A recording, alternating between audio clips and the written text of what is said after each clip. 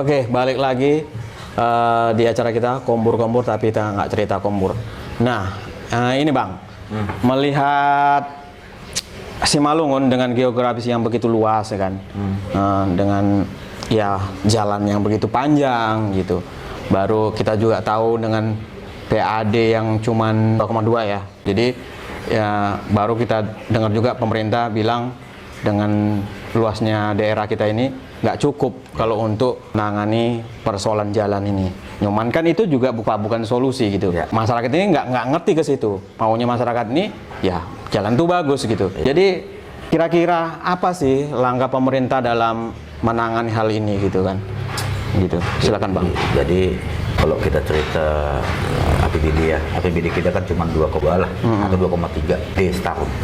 Itu kan udah semua, termasuk gaji apa segala macam itu. Nah mungkin ya paling sekitar 25% lah ya untuk apa ya belanja gitu untuk konstruksi apa segala macam kan.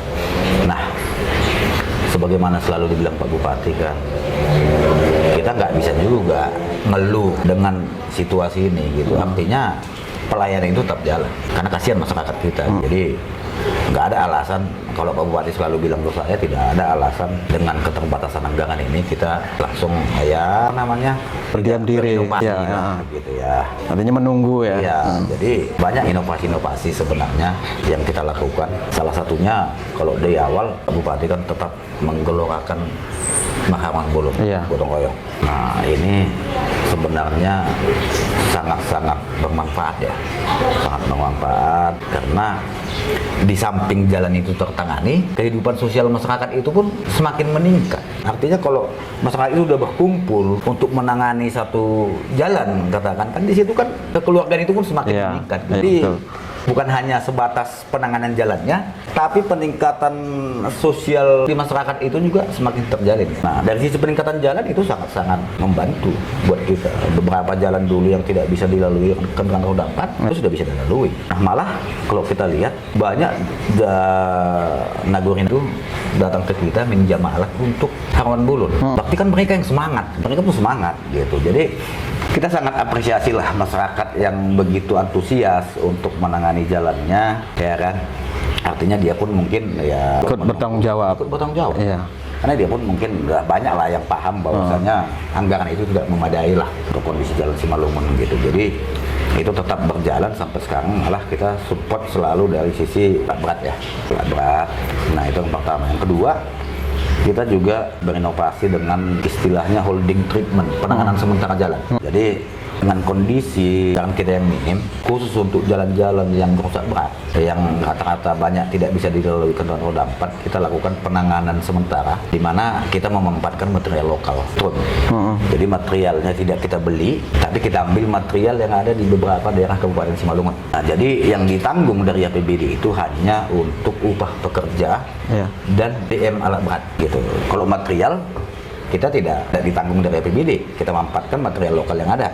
Kalau alat beratnya pakai alat berat Pemkab, dengan biaya yang sangat minim. Itu bisa kalau misalnya kita mungkin penanganan jalan konstruksi 1 kilo sampai 3 miliar, dengan 3 miliar ini mungkin kita bisa menangani sampai 20 kilo. Nah itu kan sangat membantu itu. Nah itu sudah terbukti kita lakukan di Cilokahian. Nah, Cilokahian itu malah kita minta kerjasama dengan Karya Bakti TNI. Nah program-program ini kan tentu harus kita lanjut ini ke tahun berikutnya. Karena memang itu salah satu solusi untuk mengatasi permasalahan anggaran yang minim. Gitu. Jadi sebagaimana kemarin kami diskusi sama Pak Bupati, malah kita untuk tahun depan kita mencoba pengadaan alat berat. Nah, kita fokus pengadaan alat berat. Nantinya ini untuk menangani semua jalan-jalan yang ada di Simalungun, walaupun penanganannya belum permanen lah ya. Nah, walaupun penanganannya belum permanen, jadi rata-rata nanti jalan-jalan yang ada di Simalungun ini akan kita tangani. Minimal kita menangani bahu jalan, kan bahu jalan ini sekarang pancuran nih. Nah, yang membuat jalan itu rusak pun sebenarnya bahunya yang sudah ketinggian. Nah, drainasenya tidak berfungsi. Betul. Jadi itu dulu kita tuntaskan. Nah, kita tangani bahunya, kita scraping, drainasenya kita gali supaya air itu mengalir, tidak di drainase itu, jangan di jalan. Nah, jalannya nanti kita sisip lah. Mana-mana yang berlubang, yang memang parah itu kita sisip. Jadi kan jalan itu bisa dimanfaatkan. Ya, kalaupun tidak kecepatan 50 km per jam, minimal 20 km per jam dengan roda 4 bisa. Nah, gitu ya. Gitu. Jadi Itu yang coba kita fokuskan ke depan. Bagaimana di luar penanganan jalan yang tadi permanen, kita juga menangani pemeliharaan jalan. Nah, itu pun tetap kemarin juga udah kita ingatkan ke provinsi supaya segera itu, karena alokasinya sudah ada, tapi nggak tahu mungkin karena banyak permasalahan di sana, ini agak tertahan ini, nggak ada pembangunan. Tapi itu wewenang provinsi gitu, itu satu. Yang kedua, ada juga jalan-jalan yang kemarin viral yang katanya ada mobil masuk ke jembatan gitu ya. Iya. Nah, sebenarnya itu jalan desa. Oh, jalan desa. Jalan desa itu. Walaupun memang yang namanya kepentingan masyarakat Ya. ya, harus kita tangani juga kan gitu kan. Namun yang pasti itu jalan desa, itu bukan masuk ke alokasi SK jalan kita yang terdaftar di SK jalan kabupaten. Nah, sulitnya kita kalau dia jalan desa ini tidak ada di SK jalan kabupaten, ini tidak bisa kita usulkan ke pusat untuk ditangani dari dana DAK dan apa gitu, nggak bisa. Jadi kita dibatasi di situ, paling juga APBD kan. Gitu. Jadi itu yang terjadi, walaupun mungkin ya tetap itu menjadi masyarakat Simalungun juga untuk penanganan sementara jalan. Nah, itu akan sangat membantu. Makanya kita fokus ke depan ini bagaimana supaya katakan beberapa daerah-daerah yang terisolir itu jangan lagi terisolir lah. Kasihan kan. Iya. Kasihan mereka gitu. Nah, itu yang kita coba bangun lagi ke depan, permasalahan di situ. Jadi Bang, gini Bang, kadang-kadang kan kita lihat juga di sosial media itu kan ribut-ribut persoalan jalan gitu kan. Jadi itu ya mumpung ini abang ahlinya, orang yang artinya memang disitulah ini bidangnya apanya. Mungkin bisa juga lah dikasih tahu itu sebenarnya kalau mau apa itu kemana gitu. Misalnya nih jalan desa itu, kadang-kadang kita ribut gitu, tapi yang kita ributi kita nggak tahu itu bukan wewenangnya gitu. Betul. Itu kemana itu Bang? Jadi gini, kemarin juga ada saya sempat viral tuh, masyarakat kita kan ya komplain lah, itu di daerah apa ya, jalan dari Raya ke Sindaraya, ya Sindaraya ya. Nah, Oh ya, itu kan jalannya luar biasa. itu ribut memang kemarin. Nah, ada di sana sampai mungkin mobilnya nggak bisa lewat lah, Iya. mata gitu kan. Nah, sebenarnya kalau itu jalan provinsi. Heeh. Kalau kita dari Sondi, Sondi. yang tembus ke apa? Yang kemarin ada kejadian Longsor apa? longsor itu? Iya dulu Semal Sopa. Itu kan jalan provinsi. Oh itu jalan provinsi itu sebenarnya. Nah, itu lagi dalam penanganan provinsi, walaupun saat ini mungkin masih terkendala itu ya. Tapi itu wewenang provinsi gitu. Namun harus kita luruskan bahwasanya sebenarnya itu wewenang desa. Walaupun kita tetap berupaya bagaimana supaya jalan itu pun bisa kita tangani. Kalau misalnya desa belum bisa menanganinya, nanti kalau ada penanganan yang bisa kita alokasikan, itu akan kita tangani. Mungkin penanganan sementara gitu. Sebagai contoh yang satu, kemarin yang ada viral juga, yang ada jembatan kecil, yang ada naik motor jatuh, Iya. itu di Raya Kahean, itu jalan desa. Oh iya yang sempat itu viral. Nah, tapi itu pun sekarang lagi kita ambil alih itu. Kita Oh, gitu. tanganin itu sekarang. Tetap, Alat berat kita ada di sana. Ya artinya apapun yang menjadi permasalahan kalau memang itu sudah mengganggu masyarakat, walaupun itu bupati ini kan nggak lihat itu jalan desa, udah pokoknya kau tangani itu. Iya. Jadi Iya. kita mau tahu. Iya. Itu masyarakat kita, kasihan mereka kan gitu. Iya. Ya memang kita tangani gitu. Makanya kalau ada kayak gitu, kayak kemarin itu ada kejadian di sana jatuh karena jembatannya kecil, jatuh naik motor. Iya. Itu udah kita tangani. Sekarang alat kita lagi di sana itu. Gitu. Ke masyarakat ya, mohon maaf lah, nggak bisa kita langsung memuaskan seluruh masyarakat. Cuman yang pasti kita telah berbuat banyak, kan gitu ya. Kita telah berbuat banyak, tapi mungkin banyak kinerja-kinerja beliau ini yang mungkin tidak terekspos. Kan itu yang jadi permasalahan. Iya, betul. Akhirnya katakan Pak Ilham misalnya, kampungnya di mana? Karanganyar. Karanganyar. Nah, mungkin Pak Ilham tahu bahwasanya pembangunan yang di Karanganyar itu aja lihat. Iya. Kalau nggak ada pembangunan berarti pemerintah nggak kerja gitu kan. Iya. Tapi kan Pak Ilham nggak tahu di pesisir Danau Toba itu udah kita tangani semua. Nah, ini yang kurang ekspos sebenarnya. Akhirnya masyarakat itu menganggap, aduh, ini jalan tempat kami kok nggak ada pembangunan. Jadi sebenarnya ada nggak Bang prioritas pembangunan itu? Tetap Ada. Jadi terkhusus di dana pusat, dia itu kan punya tematik. Tidak bisa juga kita sesuka hati kita usulkan ke sana kemana gitu kan ya. Nah, katakan ke DAK, dia itu ada tematik, misalnya tematik pariwisata. Nah, kalau ini memang dikhususkan untuk menangani yang mendukung wisata khususnya KSPN Danau Toba gitu. Nah, ada tematik ketahanan pangan Iya. itu yang mendukung kawasan pertanian. Makanya selama ini kan karena memang pemerintah pusat konsennya di Wisata ya. itu kan kita kejar dana itu. Iya. Kita mengejar dana itu bagaimana supaya Simalungun dapat. Akhirnya kita dapat dana itu kan. Dan terbukti jalan susur pantai itu sudah mulus. Kalau pernah ke Sipolha, Iya, iya. itu udah mulus. Iya. Jadi Siapa nyangka mereka tidak pernah mimpi itu Iya. akan terbangun gitu. Jadi masyarakat itu pernah bilang juga ini sudah puluhan tahun, bahkan dari zaman kemerdekaan belum pernah tersentuh gitu kan. Gitu. Jadi hari ini sudah. Dan ada statement yang lucu di sana. Ada udah orang tua lah ya, Iya. ada tua dia. Bahasa dia ke saya apa? Kalau dulu Pak, kalau banyak hasil bumi kami, cepat kami mati katanya. Iya. Gitu pula. Ya, kalau banyak hasil bumi kami malah cepat kami mati. Karena kenapa? Kami harus pundak ini sampai jalan ke atas. Gitu. Jadi kami nggak suka hasil bumi kami banyak, karena mati kami nanti cepat gitu. Bayangin coba. Malah kalau sekarang kan nggak. Mau seberapa banyak pun hasil buminya, transportasi kan sudah lancar. Iya, iya. Jadi Satu, dan pertanian. Dari sisi pariwisata. Pariwisata itu sekarang ini kan lagi dilirik para investor itu. Iya, betul. Bagaimana dengan indahnya Danau Toba itu, sepanjang danau itu sudah kita tangani, ya ini pasti akan berkembang gitu. Nah, ketika pariwisata tumbuh di sana, tentu kan akan ada perputaran uang. Iya. Perputaran uang ini akan mendongkrak pertumbuhan ekonomi kan gitu. Betul. Nah, itu yang kita pacu gitu. Makanya dalam hal penentuan mana-mana ruas jalan yang kita prioritaskan itu banyak pertimbangan. Yang pertama pasti kita lihat nilai ekonominya dulu. Gitu, mendongkrak ekonomi enggak. Karena memang kita masih harus ketat dalam hal prioritas. Jadi memang banyak mungkin daerah-daerah yang belum kita sentuh karena itu tadi keterbatasan dana, namun kita memperhitungkan ya tumbuhan ekonominya kan. Iya. Mana yang menjadi prioritas gitu Iya, ya. karena belum bisa kita tangani semua. Beda tadi kalau misalnya dana kita sudah oke, Iya. sudah cukup, ya semua akan kita tangani gitu. Itu dia. Makanya jalan susuk pantai itu udah cantik itu. Udah tembus lah. Mulai dari Bagi, masuk ke Simpang Bagi, masuk ke Renggaol, masuk ke Tiga Ras, masuk ke Tambun Rea, masuk ke Sipolha, kembali naik ke jalan nasional. Itu udah mulus. Nah, mudah-mudahan ntar lagi akan tumbuh di situ Wisata-wisata baru ya. Wisata baru. Itu dia. Oke. Jadi masyarakat dimanapun berada, artinya Kombur-Kombur kali ini artinya membuka pikiran kita supaya bisa menyuarakan sesuatu di posisi di tempatnya gitu. Jadi jangan asal kita recok di mensos, ya kan Bang? Tapi kita nggak tahu itu statusnya seperti apa gitu, jalan itu seperti apa. Jadi sebelum kita lanjut di season terakhir Bang, ya biasa harus ngopi dulu Bang. Kalau nggak ngopi kita orang Indonesia ini susah ngomong Bang. Jadi Saya ngopi juga dulu. kalau nggak ngopi otaknya nggak jalan. Iya itu, oke silakan Bang. Oke, balik lagi Bang. Jadi gini Bang, ini kita sudah masuk season terakhir. Jadi harapan ke depan Bang untuk Simalungun itu seperti apa?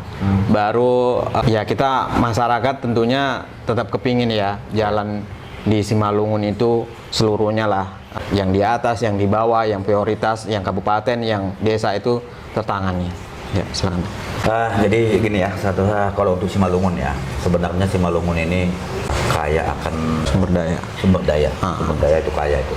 Jadi daerah-daerah di mana yang bisa berkembang itu tentu itu didukung oleh sektor infrastrukturnya yang baik. Kita tetap berupaya bagaimana supaya infrastruktur kita itu bisa bagus. Apakah itu dari APBD, dari dana provinsi, atau dari dana pusat. Nah, jadi Pak Bupati melalui kami tetap berupaya bagaimana kita bisa mendapatkan alokasi dana dari pemerintah atasan. Di samping itu juga bagaimana Dinas PU itu berinovasi untuk bisa menangani jalan-jalan ini dengan keterbatasan anggaran yang ada.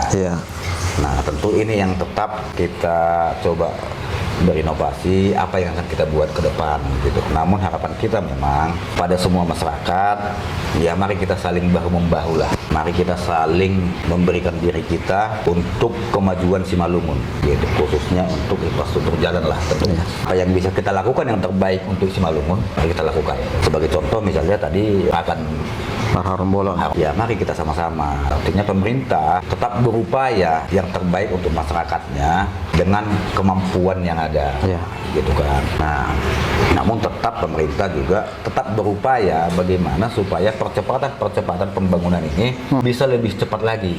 Walaupun sebenarnya peningkatan di 3 tahun terakhir ini sudah lumayan signifikan dibanding tahun-tahun sebelumnya, gitu. Nah, Namun ke depan kita sebagaimana Pak Bupati selalu bilang ke saya, ayo cari peluang dimanapun itu ada, kita kejar sama-sama. Bila perlu saya yang ke sana buka gerbangnya, tinggal kau tidak lanjutin nanti seperti apa gitu. Nah itu juga kebanggaan kita ke beliau ini, bahwasannya kerja keras dia itu untuk masyarakat Simalungun itu luar biasa. Kadang dia tidak mengenal waktu, malah kadang lupa dengan kesehatan. Begitu ya. Iya, kadang lupa dengan kesehatan gitu. Jadi terkadang kita, waduh, beliau ini dulu kan, kita aja yang masih muda yang kewalahan.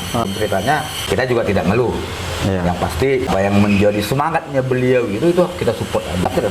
Kita support itu gitu. Artinya dia sudah begitu semangatnya membangun Simalungun ini, ya kita juga jajaran bawahnya harus tetap lebih semangat. Semangat harusnya gitu kan. Makanya ketika ada peluang yang dibuka beliau ini akan kami tindak lanjuti terus. Nah, mungkin tugas kami menyiapkan kelengkapan dokumen bagaimana supaya dan itu bisa datang ke Simalungun. Sebagai contoh, tahun depan alokasi DAK tertinggi itu ya tetap Simalungun. Kan luar biasa sih. Artinya kenapa itu bisa tinggi ya tentu itu tadi hubungan yang baik ke pemerintah atasan, lobby-lobby yang baik, dan bagaimana beliau itu mempromosikan Simalungun itu bahwa saya Simalungun itu sebenarnya kaya, hanya saja butuh penanganan infrastruktur. Modali dong kami dulu supaya kami bisa berkembang kan gitu kan, karena kemampuan kita sendiri nggak mungkin kan. Nah itu dia, makanya kita harapan kita ke masyarakat, ayo kita sama-sama gotong royong sebagaimana dengan motto kami, sejalan membangun Simalungun. Jadi motto PUTR itu sejalan membangun Simalungun. Kenapa kita bilang sejalan membangun Simalungun? Bukan cuma jalannya gitu. Artinya ayo kita sejalan membangun Simalungun ini. Kalau sama-sama kita membangun Simalungun ini, saya yakin apapun masalah mungkin bisa kita selesaikan kan gitu. Ayo kita sama-sama sejalan membangun Simalungun. Nah, kalau dari artinya sejalan itu sebenarnya setia, bertanggung jawab, kelanjutan. Jadi kita padu menjadi sejalan membangun. Karena tanggung jawab kami juga termasuk jalan. Iya, betul. Begitu dia. Begitu juga ya itu tadi cerita Simalungun ya. Harapan kita juga kepada masyarakat ya, atau juga kepala desa lah ya, bagaimana menggerakkan masyarakat itu untuk bisa bergotong royong terhadap jalan-jalan yang sudah kita bangun. Banyak jalan-jalan kita yang sudah kita bangun ini, tentu kan ini perlu dipelihara minimal. Bahu jalan itu ya dibabat lah, gotong royong. Kalau ada drainase yang sumbat ya dibersihkan. Nah, kenapa? Kalau sudah rusak jalan ini, biayanya sangat mahal. Iya, betul. Padahal kalau kita rawat sebenarnya dengan kebersamaan aja, gotong royong, itu nggak ada masalah. Bisa bertahan jalan kita itu lama. Jadi memang sebenarnya tugas merawat jalan ini bukan sekedar tugas pemerintah, tapi kita semua gitu ya Bang ya? Iya, sama-sama lah kita. Karena kan yang memanfaatkan jalan itu kan tentu masyarakat yang tinggal di situ, kan gitu. Makanya ya sama ke kita juga, Ilham juga di kampungnya coba disosialisasikan lah ke masyarakat. Ayo sama-sama kita, kalau ada ini kan banyak masalah ini. Katakan nanti udah kita bangun drainase, jalannya sudah kita bangun bagus, tiba-tiba drainasenya malah jadi tempat sampah. Ya, kan betul. Gitu, kan? Banyak. Nah itu yang kita harapkan, bagaimana kita sama-sama lah sejalan kita untuk membangun Simalungun ini. Ya tugas masyarakat, harapan kita bisa merawat jalan yang ada di Purinya lah. Dan mungkin juga perlu sosialisasi dari Panghulu. Iya betul. Dan aku yakin Panghulu kita ini sebenarnya udah paham. Tinggal bagaimana dia menggerakkan masyarakat itu untuk bisa ikut berpartisipasi. Gitu. Jadi Bang, ini kita sudah di ujung acara. Satu kata untuk Kabupaten Simalungun, satu kata untuk Bupati Simalungun. Yuk. Satu kalimat lah ya. Bukan satu kata, satu kalimat. Saya Simalungun. Kita semua yang ada di Simalungun ini adalah warga Simalungun dengan segala macam berbagai suku, agama, ras. Kita semua orang Simalungun. Mari kita sama-sama membangun Simalungun. Iya, betul. Satu kata untuk Pak Bupati. Ya tentu kita berdua semoga Bupati tetap sehat, tetap semangat. Nah walaupun banyak mungkin protes-protes isu miring ya, namun saya juga yakin bahwasanya itu tidak akan menggoyahkan semangat beliau. Karena saya lihat begitu cintanya dia ke Simalungun, begitu cintanya dia ke masyarakat. Apapun mungkin namanya informasi miring, kan ada aja.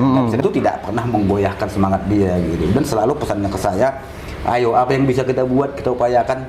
Kalau ada peluang mari kita kejar. Jangan sampai kita kalah dengan kabupaten lain. Gitu. Jadi intinya kita tidak boleh kalah dari kabupaten lain, khususnya itu untuk penerapan dana dari pusat. Dan itu dibuktikan beliau tahun-tahun terakhir ini kita selalu mendapat alokasi tertinggi dari pemerintah pusat. Terima kasih untuk Pak Bupati, tetap sehat, tetap semangat, untuk bisa membangun Kabupaten Simalungun.